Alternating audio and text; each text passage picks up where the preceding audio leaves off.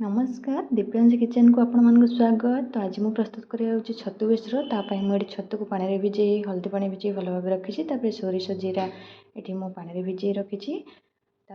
मुझे टमाटो रसुण पिज सब काटिकी रखी तो सोरिष जीरा जो भिजा होता है रसुण मिसाई लंका मिसाई ये भल भाव बाटी दे रखी कढ़ई टी भल भाव गरम होपर ये सोरिष तेल दे आम छतु को भाजी नवा कहीं सोरिष तेल में छतुर बेसर तैयारी कले बहुत बढ़िया लगे बास्ना आसो। ये देखो छतु भाजी से कढ़ई आ तेल दे आम पंच फुटण दे कटा पिज पकईदे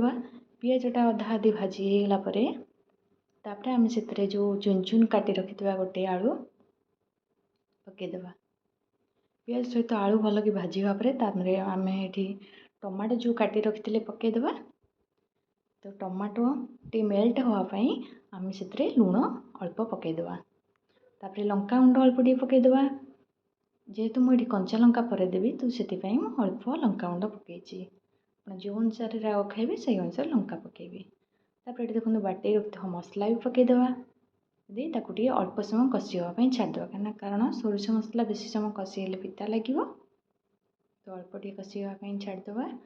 तो ये देखो मसला भल भाव कषिगला से अल्प पानी देदेबा कहीं ये तो बेसी ग्रेवी रही जेहेतु छतु बेसर तो पानी ये देदेला किस समय फुटापी छाड़दे तेलर तो आलू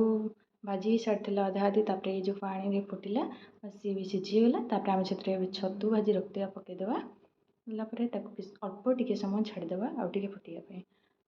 एवं देखो प्रस्तुत होगा आम लास्ट कौन करवा तेंतुली भिजे रखी पानी तार मुंडटा देदेली आ गए कंचा लंका पकईदे जेहेतु टमाटो दिखाई तो तेंतुल पानी अल्प देली छतु बेसर प्रस्तुत है आम स्प्रिंकल करदे कस्तूरी मेथी।